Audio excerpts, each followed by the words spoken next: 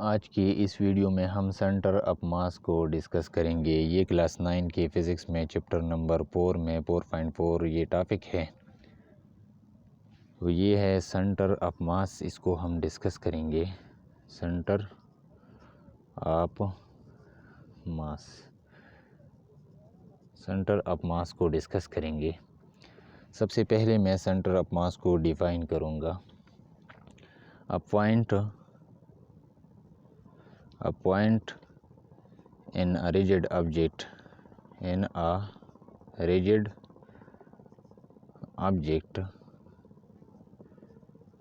about which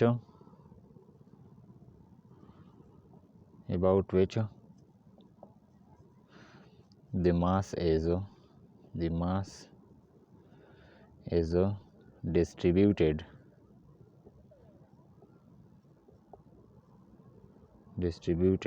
equally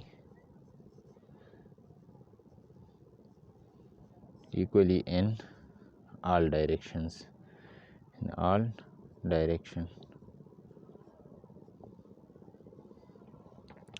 एक ऐसा point rigid object में, एक ऐसा पॉइंट जिसके अराउंड मास जो है वो इक्वली ऑल डायरेक्शन में डिस्ट्रीब्यूट किया गया हो, तो इस पॉइंट को हम कहेंगे सेंटर ऑफ मास।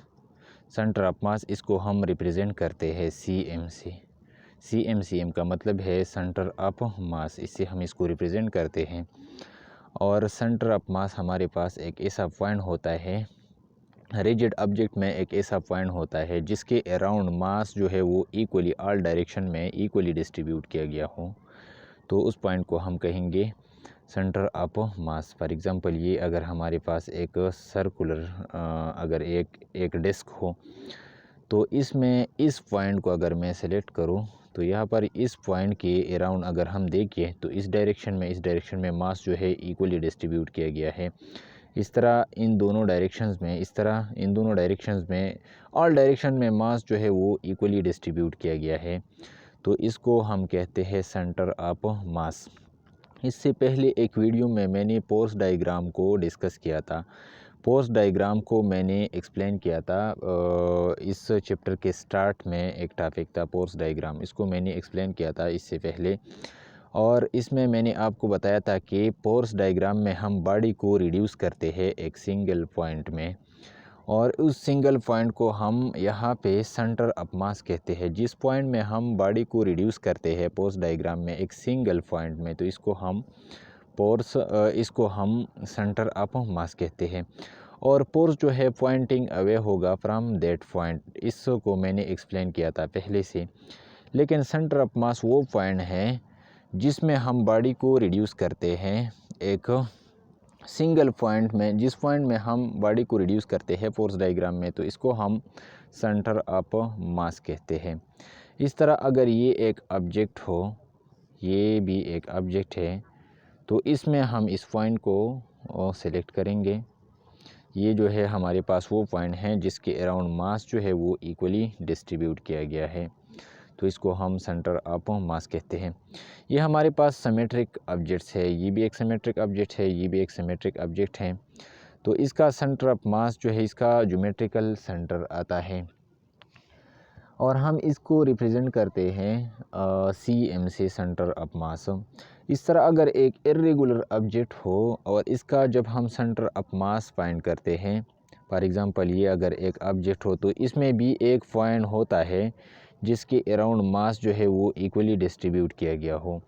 इस तरह का एक पॉइंट यहाँ पे ज़रूर होता है, हर एक ऑब्जेक्ट में ये पॉइंट ज़रूर होता है जिसके अराउंड मास इक्वली डिस्ट्रीब्यूट किया गया हो, और उसको हम सेंटर ऑफ मास कहते हैं। इस तरह अगर एक साइकिल हम लेते हैं, साइकिल का जब हम अगर सेंटर ऑफ मास फाइंड करते हैं, तो साइकिल में भी एक पॉइंट होता है जिसके अराउंड मास इक्वली डिस्ट्रीब्यूट किया गया हो। साइकिल में भी सेंटर ऑफ मास होता है। तो हमारे पास सिमेट्रिक ऑब्जेक्ट्स भी होते हैं और इर्रेगुलर ऑब्जेक्ट्स भी होते हैं। तो जब हम सिमेट्रिक ऑब्जेक्ट यहाँ पर मैं लिखूँगा सिमेट्रिक ऑब्जेक्ट्स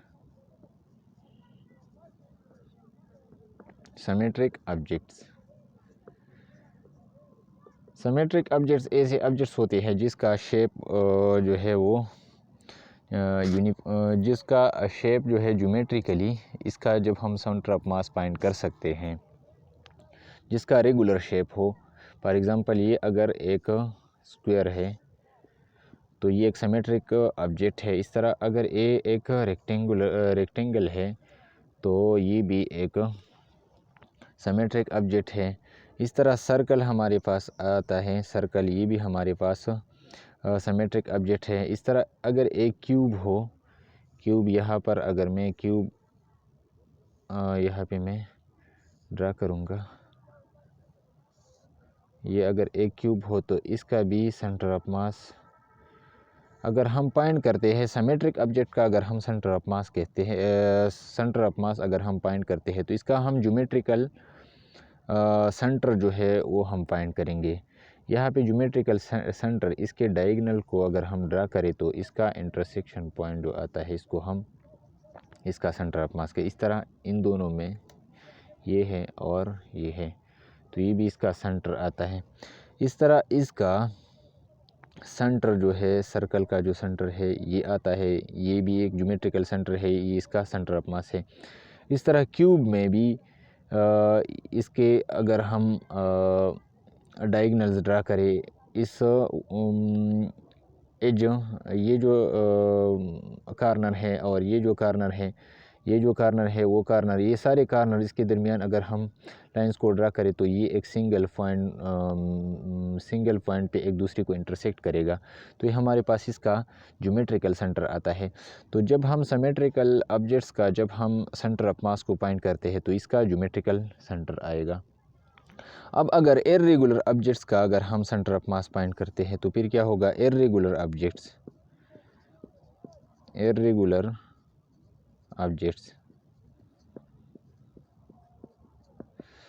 और ये बात भी याद रखिए कि सिमेट्रिक ऑब्जेक्ट का हम ज्योमेट्रिकल सेंटर जब हम फाइंड करते हैं ये तो सेंटर ऑफ मास हो सकता है, लेकिन अगर इसका डेंसिटी यूनिफॉर्म हो, इसका डेंसिटी ये सारे के सारे जो सिमेट्रिक ऑब्जेक्ट्स है इसका डेंसिटी अगर यूनिफॉर्म हो तो फिर इसका सेंटर ऑफ मास जो है वो इसका ज्योमेट्रिकल सेंटर आएगा।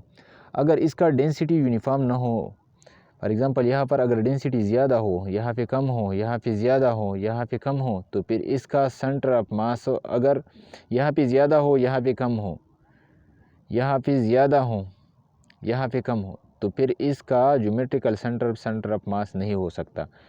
सेंटर ऑफ मास हमारे पास ज्योमेट्रिकल सेंटर तब आएगा अगर इसका डेंसिटी सारा जो ऑब्जेक्ट्स है इसका डेंसिटी अगर यूनिफॉर्म हो तो फिर इसका ज्योमेट्रिकल सेंटर जो है वो सेंटर ऑफ मास होगा। अदरवाइज़ ये सेंटर ऑफ मास नहीं होगा, कुछ और पॉइंट्स यहाँ पे होंगे वो हमारे पास इसका सेंटर ऑफ मास आ सकता है। फिर अब इर्रेगुलर ऑब्जेक्ट्स की तरफ आते हैं। इर्रेगुलर ऑब्जेक्ट्स का अगर हम सेंटर ऑफ मास फाइंड करते हैं तो इसके लिए हमें क्या करना होगा, तो इसके लिए हम एक ऑब्जेक्ट्स को लेंगे। यहाँ पे मैंने इस इर्रेगुलर ऑब्जेक्ट्स को मैंने यहाँ पे इस डायग्राम में मैंने इसको ड्रा किया है, ये एक इर्रेगुलर ऑब्जेक्ट्स हैं। तो इसका अगर मैं सेंटर ऑफ मास फाइंड करता हूँ तो इसके लिए मैं इसको डिफरेंट पॉइंट से हैंग करूँगा। यहाँ पे इस पॉइंट से मैं इसको हैंग करूँगा और फिर along the direction of gravitational force इस पर एक लाइन को ड्रा करूँगा इस तरह। फिर इस पॉइंट से हैंग करूँगा इस ऑब्जेक्ट को, तो ये इस तरह का एक लाइन ग्रेविटेशनल फोर्स की डायरेक्शन में ये इस तरह हो जाएगा, ये इस तरह इसका ये रोटेट हो जाएगा इस तरह। तो इस पर लाइन जो है इस तरह आ जाएगा। इस तरह इस पॉइंट से हम इसको हैंग करेंगे तो ये आ जाएगा।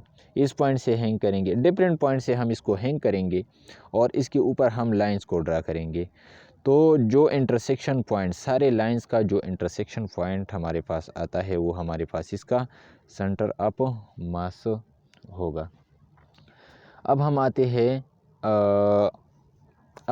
हैं ये इर्रेगुलर ऑब्जेक्ट्स, सिमेट्रिक ऑब्जेक्ट्स का सेंटर ऑफ मास ये हमारे पास आ गया। उम्मीद है ये आपकी समझ में आया होगा। अब आते हैं सेंटर ऑफ ग्रेविटी की तरफ। ओके, सेंटर ऑफ ग्रेविटी क्या होता है, ये तो सेंटर ऑफ मास है। एक और भी टॉपिक है हमारे पास centre of gravity. Centre of gravity,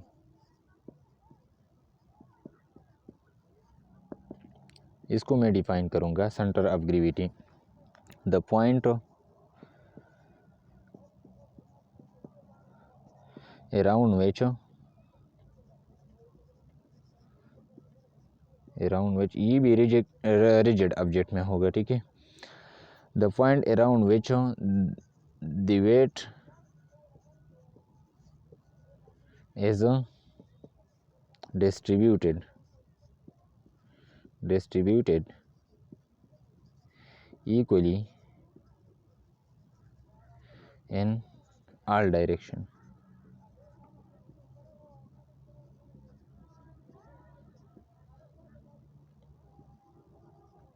all directions, वो पॉइंट रिजिड ऑब्जेक्ट्स में वो पॉइंट जिसके अराउंड वेट जो है इक्वली डिस्ट्रीब्यूट किया गया हो। यहाँ पे अगर हम देखिए, ये तो सेंटर ऑफ मास है, लेकिन हम यहाँ पे सेंटर ऑफ ग्रेविटी का भी यहाँ पे हम एक्सप्लेनेशन करेंगे। सेंटर ऑफ ग्रेविटी ये मैंने डिफाइन किया यहाँ पे, the point around which the weight is distributed equally in all directions. वो पॉइंट एक रिजिड ऑब्जेक्ट्स में एक वो पॉइंट जिसके अराउंड वेट जो है इक्वली डिस्ट्रीब्यूट किया गया हो। यहाँ पे मास जो है इक्वली डिस्ट्रीब्यूट किया गया है, यहाँ पे वेट है। तो यहाँ पे अगर हम देखिए इस ऑब्जेक्ट में, यहाँ पे अगर हम इसका वेट फाइंड करें इस डायरेक्शन में और इस डायरेक्शन में, इस तरह इस डायरेक्शन में सारे डायरेक्शन में अगर हम वेट को फाइंड करें, तो ये हमारे पास अगर यूनिफॉर्मली डिस्ट्रीब्यूट किया गया हो वेट, तो इस पॉइंट को हम कहेंगे सेंटर ऑफ ग्रेविटी। अब यहाँ पे अगर हम यहाँ पे अगर हम देखिए, तो ये सेंटर ऑफ मास और सेंटर ऑफ ग्रेविटी जो है ये सेम पॉइंट आता है, क्योंकि सेंटर ऑफ मास जिसके अराउंड मास इक्वली डिस्ट्रीब्यूट किया गया हो, इसको हम सेंटर ऑफ मास कहते हैं। यहाँ पर वेट भी इक्वली इस पॉइंट के अराउंड इक्वली डिस्ट्रीब्यूट किया गया है। तो सेंटर ऑफ मास और सेंटर ऑफ ग्रेविटी यहाँ पे सेम पॉइंट आता है।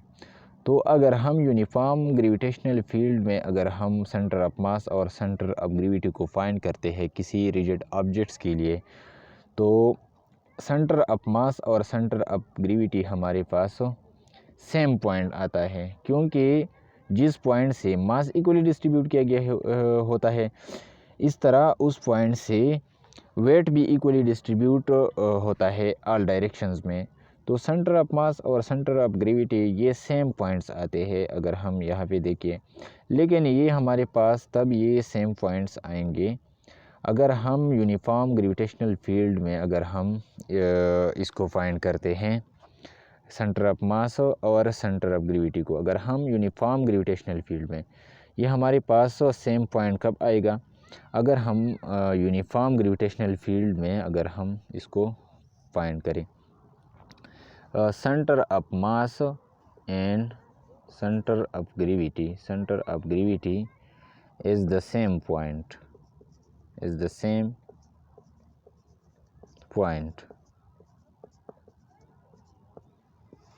at the same point if the gravitational field is uniform.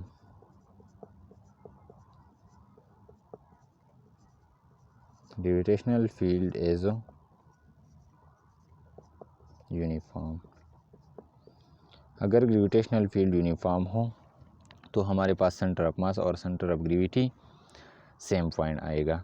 लेकिन अगर ग्रेविटेशनल फील्ड यूनिफॉर्म ना हो तो हमारे पास सेंटर ऑफ मास और सेंटर ऑफ ग्रेविटी वो डिफरेंट पॉइंट्स आएंगे, ठीक है।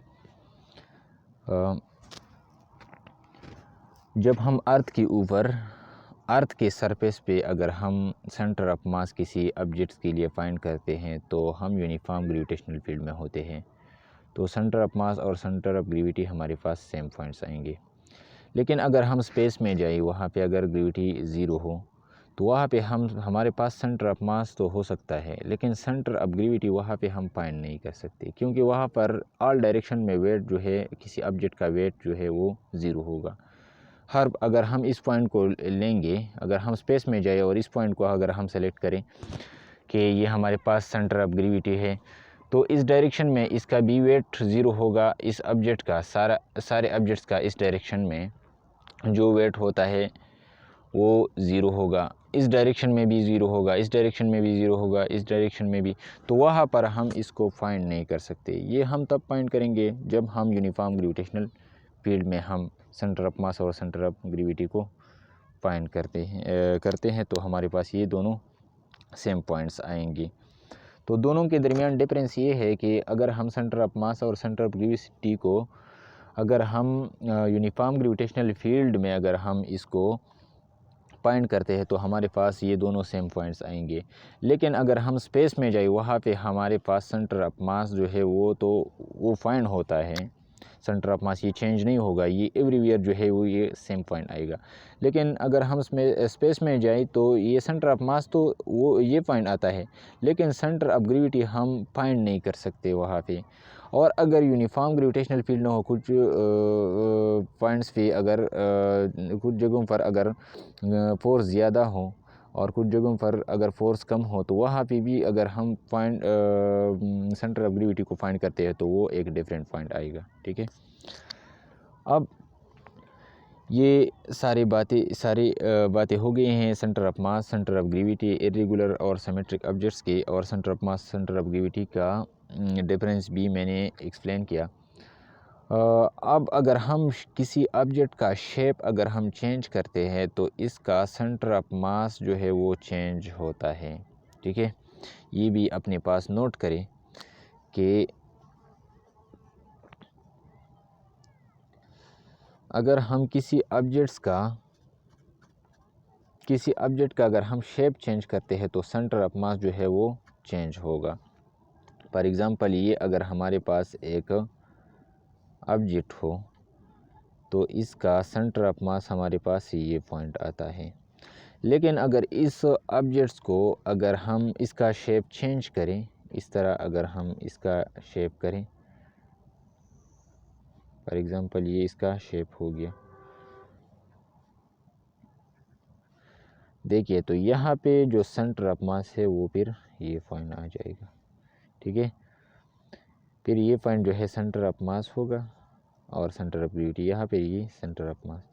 तो जब हम किसी ऑब्जेक्ट का शेप चेंज करते हैं तो इसका सेंटर ऑफ मास जो है वो भी चेंज होगा। इंशाल्लाह नेक्स्ट वीडियो में हम 4.5 टॉपिक इसको हम डिस्कस करेंगे। Thank you.